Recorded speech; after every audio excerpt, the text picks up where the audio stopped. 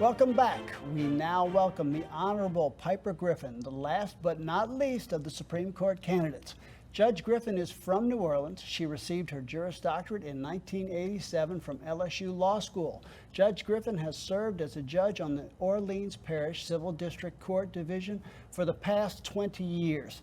Prior to becoming a judge, she handled complex litigation, both plaintiff and defense. Judge Griffin, welcome to Power of Attorney. Thank you, Mr. Redmann, for having me. I truly appreciate the opportunity. Well, we are grateful to have you here and to let our viewers get to know a little bit more about you. So how about we get straight to the questions? Sure. All right, let's do it. First question. Would you give us a brief summary of your legal education and work experience that you believe has helped prepare you to be an associate justice on the Louisiana Supreme Court? As you mentioned, I finished from LSU in 1987.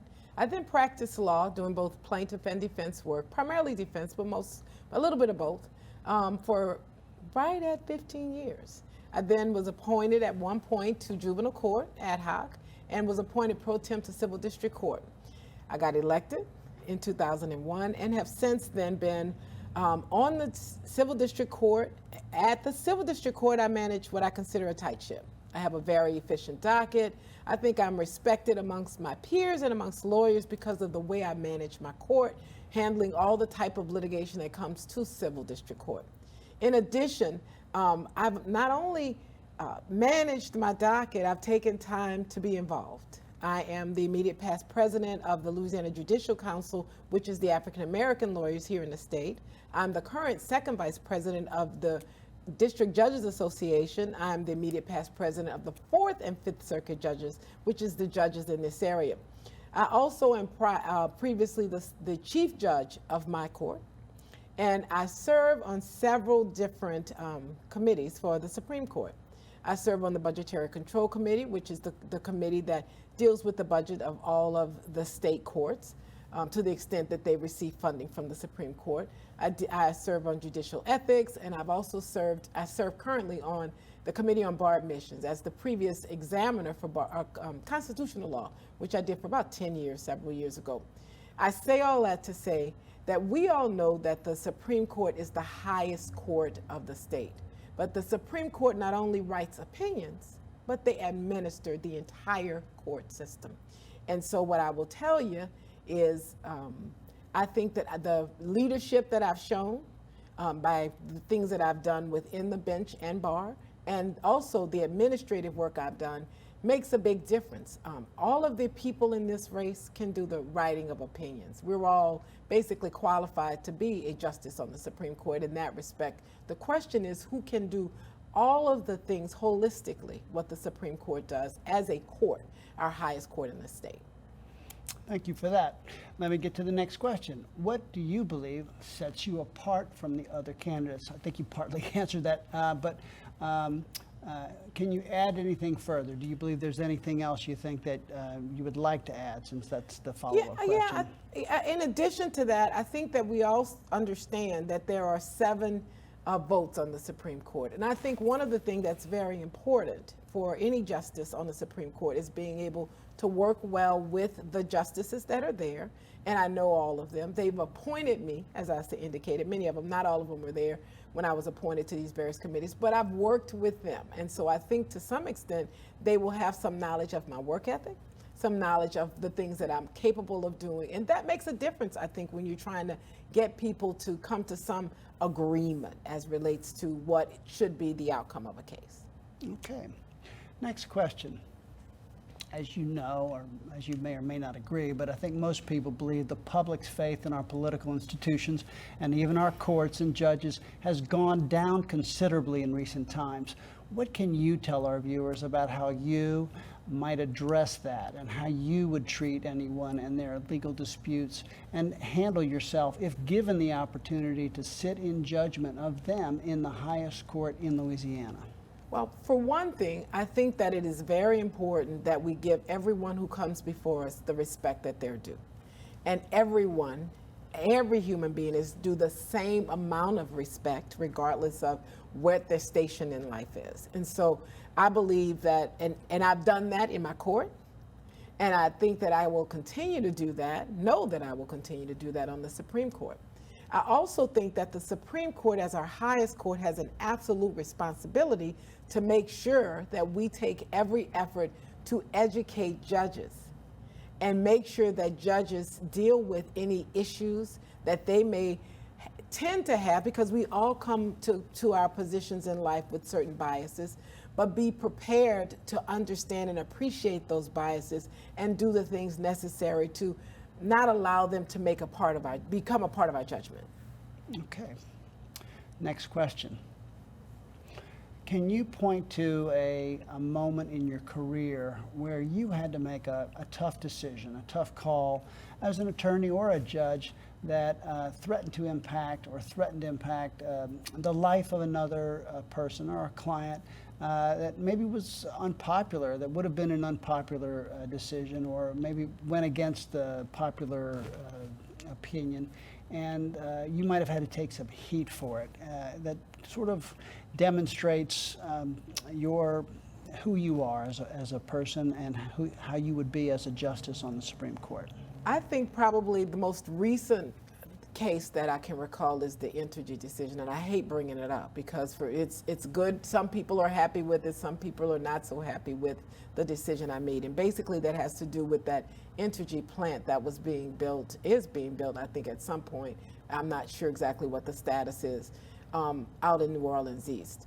And it had to do with a conversation about having put paid actors in the city council chambers. And, obviously there are very good arguments on both sides.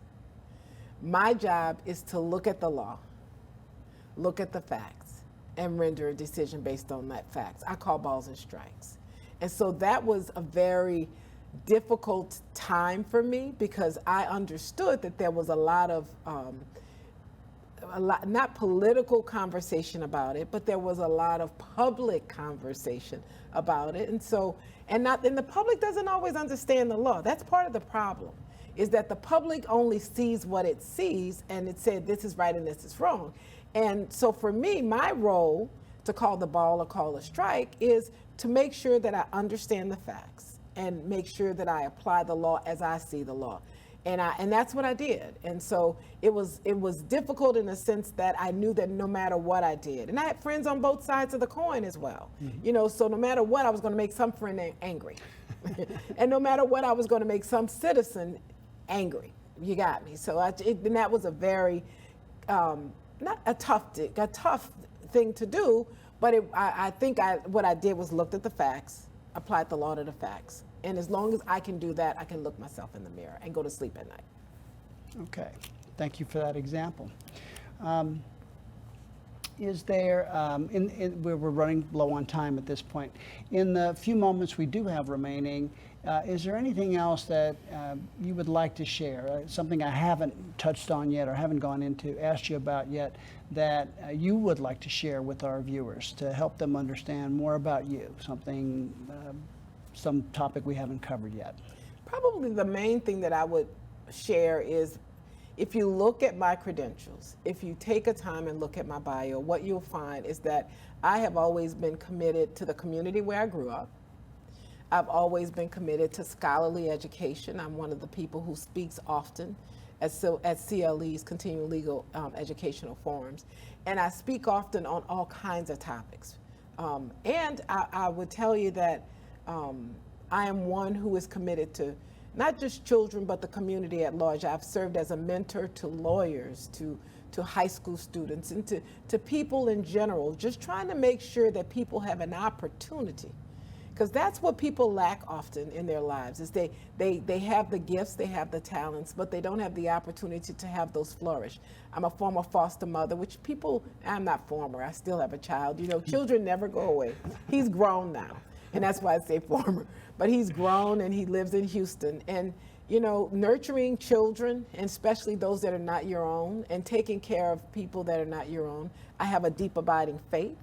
I'm active at my church. And so I think most people know that about me, but I like to remind people that that's where my decision making, my values come from, my beliefs.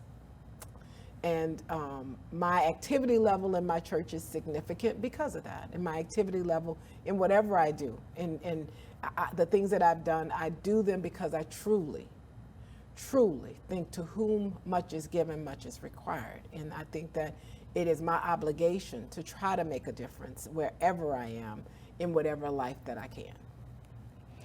Well, thank you for that answer.